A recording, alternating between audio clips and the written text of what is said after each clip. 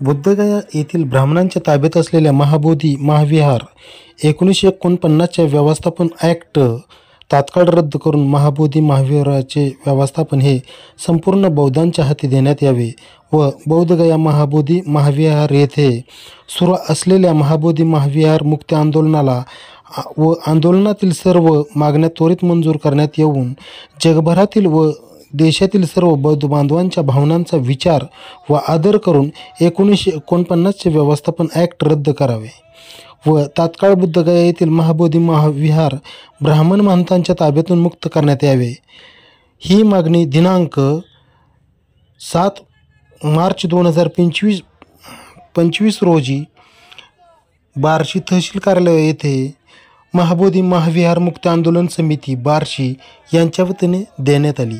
यावेळी तानाजी बोखेपुडे, भाऊसाहेब कांबळे, प्रसन्नजित नाईकनवरे, सचिन सोनवणे, सनी गायकवाड, आनंद Bhosale, advocate Shankar Nanaware, Sharad Bansode, Mahendra Bhosale, advocate विवेक गस्सीव, कनिष्क शिंदे, सत्यजित जानराव, धीरज भोसले, योगेश अय्यर, सुमित खुरंगुळे, सूर्या मस्के, चंदन अस्तम, Dilip Sarwade, Ashok Waghmare, Gaikwad TS, पालकेसर, Balasaheb Bhalerao, Shankardada Waghmare, बळी बोखेपुडे, विनोद ननवरे, सत्यजित जानराव, चंद्रमणी बोखेपुडे आदी कार्यकर्ते या आंदोलनामध्ये सहभागी झाले। हे आंदोलन डॉक्टर बाबासाहेब आंबेडकर चौक भीमनगर येथून बार्शी तहसील कार्यालय येथे या मोर्चाचे आयोजन करण्यात आले होते।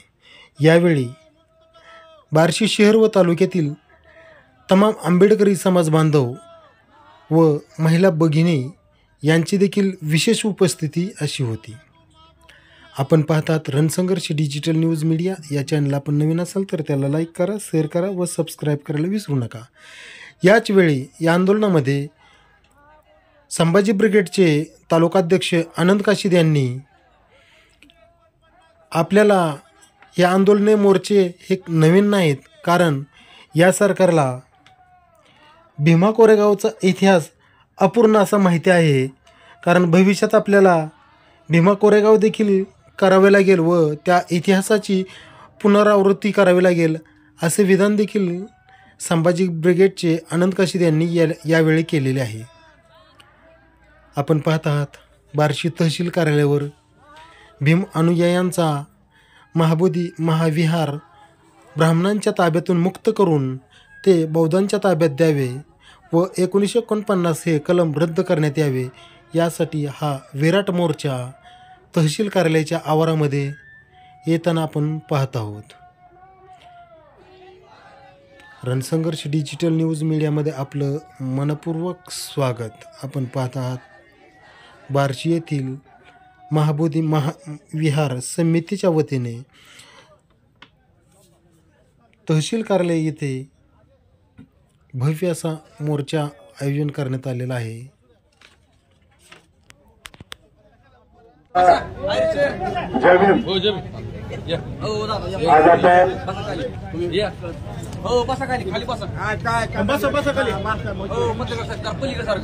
महाबोधी महाविहार मुक्तीकरिता या ठिकाणी मोर्चाच्या रूपाने एकत्र आलेलो आहोत। खरं म्हणजे विहाराची मुक्ती असू द्या, मंदिराची मुक्ती असू द्या किंवा पाण्यासाठीची मुक्ती असू द्या, हा संघर्ष आपल्या पाचवीला पुजलेला आहे आणि त्या संघर्षाचा सामना करण्यासाठी आपण सगळेजण सज्ज आहोत याचा सुद्धा मनस्वी या ठिकाणी आनंद होतोय। आपण हे विहार मुक्ती करत असताना आत्ताच सांगितलं की स्वातंत्र्यपूर्व काळापासूनच हे आंदोलन किंवा ही त्या ठिकाणी मागणी आहे, परंतु ती होत नाही। त्याची कारणं अनेक असतील, परंतु ज्यांनी त्याच्यावरती कब्जा केलेला आहे, ज्यांनी त्याच्यावरती वेगवेगळ्या प्रकारचे वेगवेगळे नियम लावून त्या ठिकाणी ज्यांच्या हातामध्ये ती वास्तू असायला पाहिजे, ज्यांच्या हातामध्ये ते पवित्र ठिकाण असायला पाहिजे, ते काढून घेतलंय, त्यांना कदाचित भीमा कोरेगावचा इतिहास माहित नाही असं मला वाटतं।